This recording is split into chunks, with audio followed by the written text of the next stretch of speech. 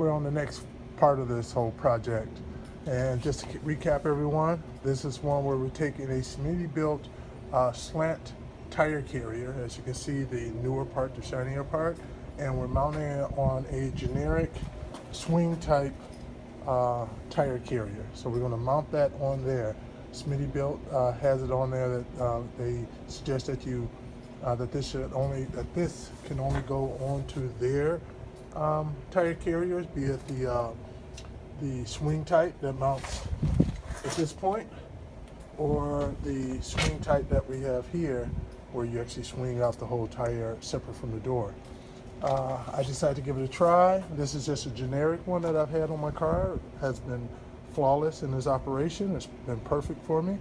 And so what I've done so far is I put together the Smittybilt slant back tire carrier, and I've mounted it on here. As you can see, it didn't line up with the original holes on this side, right there. So I drilled holes and added more bolts in it than they would have had up in there, just to be extra secure, especially given the fact that I'm modifying it. So I put a lot of extra bolts in it up in there. And so now it's all mounted up that way. And then I'll bring it back around here. And so, as you can see, how just some degree of how I have it. There are the bolts there. Anybody looking to do it, the height that I have it, I'll see how it looks in the end as far as where the tire is going to sit. I have, what is that? 1, 2, 3, 4 holes up from the from that other bracket. So that's where I'm sitting at on mine. Right now I have for the tire mounted this way, opposed to up in this section for the slant. It's sitting out as a traditional tire carrier, and the reason for that is because I still have my hard top on. It's the middle of winter. I think it's the coldest day of the year so far in Milwaukee, Wisconsin.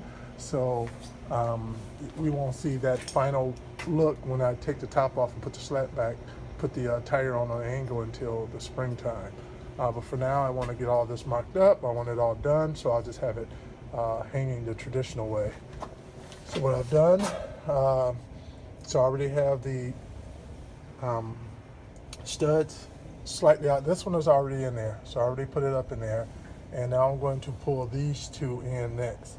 And so I wanted you guys to see me do that. So to do that, when you're putting it in there, the knurl part, as you can see there, that knurl part has to come through. So I'm going to put washers on there. So when you do your washers, you want it to be in a way that is wide enough to let that knurl part actually come through. So I'm going to put 2 of those on there. As you can see, there's more than enough space in there to allow that to come through. I'm putting 2 of those on there. They're kind of thick washers. And then I'm going to put a couple of other washers on there, or maybe 1. I think that may be too much. And then I'm going to start to... Alright guys, so earlier I realized my phone went dead on me while I was recording. That's just those cold Wisconsin winter with iPhones. I'm sure some of you guys already know that the battery doesn't last long. You got 50% in the cold. That's maybe like 3-4 minutes worth of battery life left on there at that point. So I ended up getting the one in, no problem, all the way in. But when I went to go do the other 2, this right here is actually the one that they supplied with. The knurl on the ones that I ended up buying off of Amazon was slightly too big, just a bit too big to go through, so I couldn't use them. So I did get in one of theirs right there. It went in, but the other 2, they just wouldn't go in for anything. It was impossible. I'm not sure if it's just too much material up in there from them coating this up in there or not. I'm not sure. But I cleaned it out a little bit, couldn't get it to go, so I ended up getting a couple of them from Advanced Auto. A bit longer what I liked anyway. I wish I would have done that. I may knock that out and switch it over. But I got these.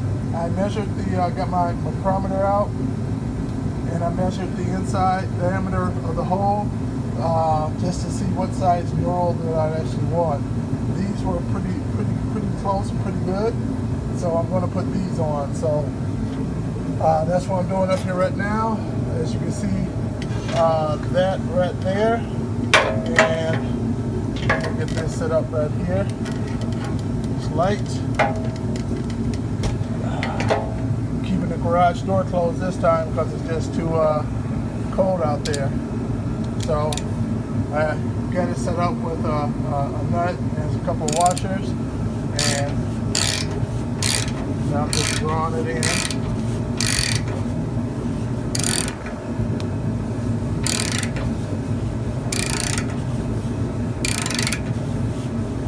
Nice and flush. Yeah, there we go. Now we're in there. And that's kind of how it should go. It shouldn't be as hard as it was with the ones that they supplied. But they're in there now. I definitely like the length of this much better than the ones that they provided. I'm not happy with the fact that I'm going to have different size lug nuts on there, but they'll be hidden behind the plate on the rim, the fifth wheel back here, so no one will visually ever see them.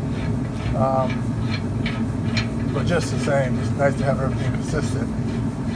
But what I'm happy about are these much longer studs back here rather than a short one. You can see the length difference on there. So I definitely like this a lot better. So I'm gonna keep moving along and show you guys the progress next. All right, so I got the tire up on there. Anybody mess around with these big tires know that it's not a one-man's job, but I did it as one man. Got it up on there, as you can see. I had to open up the garage door to do that, and got it up there. It took a while, but it's in there. So that's how it's looking from the back.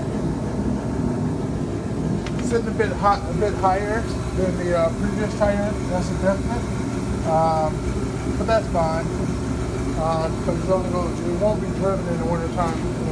Anyway. I just wanted to get it up on there, get it out of the way. But it's there. I think before it was, at least the minimum 6 inches lower than it was before. But the way the bracket is, I really couldn't drop it down much further than that. And again, this is meant for the angle anyway.